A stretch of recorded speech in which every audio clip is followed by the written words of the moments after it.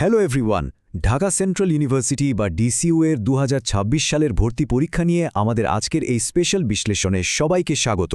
জানি অ্যাডমিশনের এই সময়টা এমনিতেই প্রচণ্ড মানসিক চাপের, তার ওপর যদি সার্কুলারের জন্য দিনের পর দিন অপেক্ষা করতে হয় আর চারদিকে নানা রকমের কনফিউজিং কথাবার্তা ভাসতে থাকে, তখন তো আর কথাই নেই।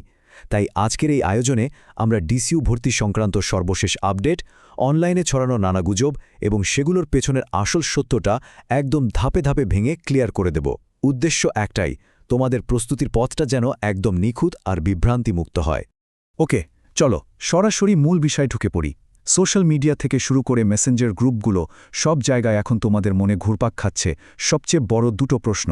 প্রথমটা হলো, সার্কুলার আসলে কবে দিচ্ছে? আর দ্বিতীয়টা, সত্যি কি বুয়েট এবার প্রশ্নপত্রে তৈরি করছে? এই প্রশ্নগুলো নিয়ে স্টুডেন্টদের মধ্যে একটা চরম লেভেলের উদ্বেগ কাজ করছে, আর সেটা খুবই স্বাভাবিক।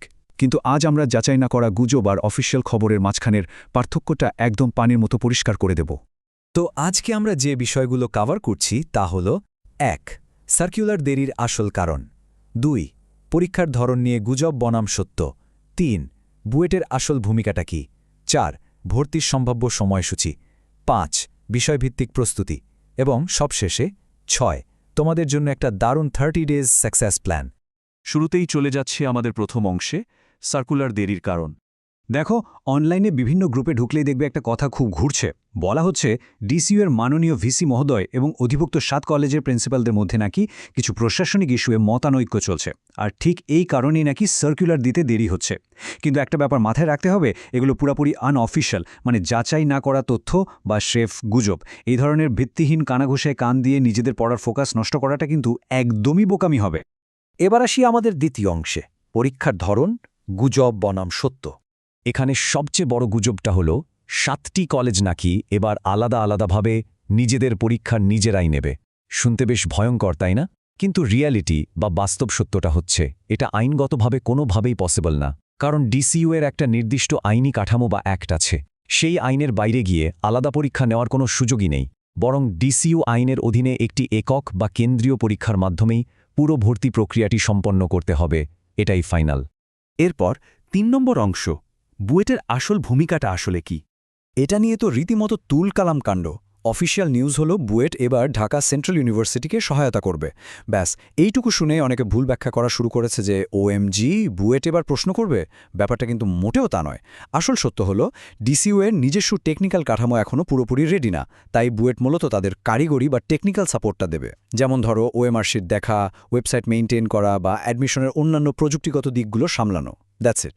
সুতরাং বুয়েট প্রশ্ন করছে, এই ভয়টা মাথা থেকে একদম ঝেড়ে ফেলো।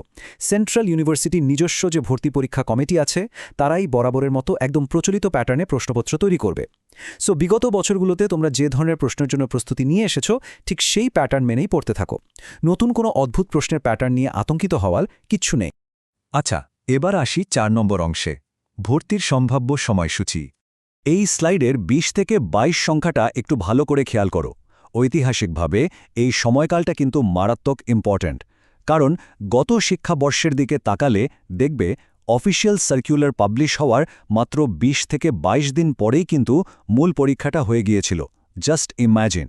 এর মানে হলো, একবার সার্কুলার হাতে চলে এলে প্রস্তুতি গুছিয়ে নেওয়ার জন্য কিন্তু তুমি আক্ষরিক অর্থেই আর কোনো সময় পাবে না।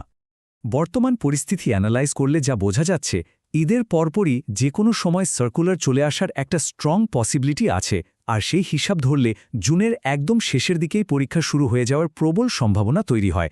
খুব বেশি দেরি হলেও সেটা বড়জোর জুলাইয়ের প্রথম সপ্তাহ পর্যন্ত গড়াতে পারে। তাই মনে রেখো, সময় কিন্তু কারো জন্য বসে থাকবে না।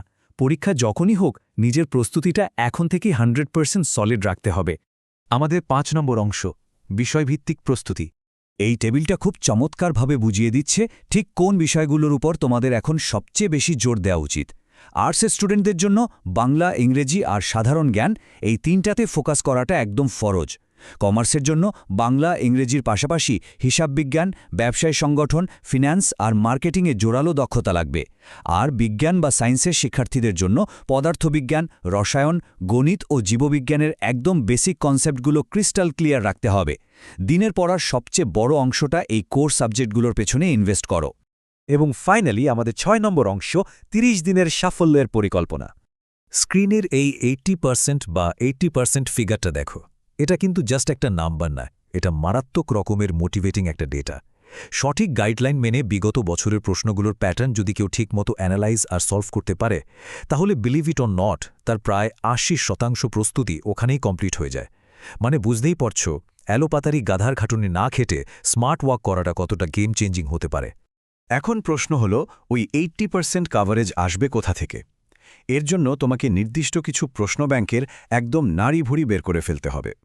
ফার্স্টেই টার্গেট করো ঢাকা সেন্ট্রাল ইউনিভার্সিটি বা ৭ কলেজের বিগত বছরের প্রশ্নগুলো। এরপর ঢাকা বিশ্ববিদ্যালয়, রাজশাহী ও চট্টগ্রাম বিশ্ববিদ্যালয় এবং জিএসটি বা গুচ্ছ ভর্তি পরীক্ষার প্রশ্নগুলো কালেক্ট করে একদম খুঁটিয়ে খুঁটিয়ে সলভ করো। এই প্রশ্নগুলোর ভেতরে লুকিয়ে থাকা আসল প্যাটার্নটা ধরতে পারলেই দেখবে তুমি বাকিদের চেয়ে কতটা এগিয়ে গেছো। এখন এই স্লাইডের সবচেয়ে ইন্টারেস্টিং ব্যাপার হলো, আগামী ২০ বা ৩০ দিনের জন্য এটা তোমাদের একটা প্র্যাকটিক্যাল ব্লুপ্রিন্ট। স্টেপ 1, বিগত বছরের প্রশ্নগুলো সলভ করে পরীক্ষার প্যাটার্নটা ধরো। স্টেপ 2, ওই প্যাটার্ন অনুযায়ী মেইন টেক্সটবুকগুলোর ইম্পর্টেন্ট টপিকগুলো দাগিয়ে বারবার পড়ো। আর স্টেপ 3, বারবার মডেল টেস্ট দিয়ে নিজেকে জাজ করো। কোনো দামি কোচিং সেন্টারে না দৌড়ে ঘরে বসে প্রতিদিন এই রুটিনটা যদি সিনসিয়ারলি মেনটেন করতে পারো, তাহলে সাকসেস একদম তোমার হাতের মুঠোয়। তো আজকের এই আয়োজনের শেষে তোমাদের কাছে আমার একটা প্রশ্ন রেখে যেতে চাই। সারাদিন সোশ্যাল মিডিয়ায় স্ক্রল করে অসংখ্য ভিত্তিহীন গুজব আর নেগেটিভ খবরে কান দিয়ে কি তোমরা নিজেদের এই অমূল্য সময় আর ফোকাসটা নষ্ট করবে, নাকি এই সুনির্দিষ্ট ৩০ দিনের রুটিন আর ব্লুপ্রিন্টটাকে কাজে লাগিয়ে পড়াশোনায় একদম ডুবে গিয়ে নিজেদের স্বপ্নের বিশ্ববিদ্যালয়ে একটা সিট কনফার্ম করবে? ডিসিশনটা পুরোপুরি তোমাদের।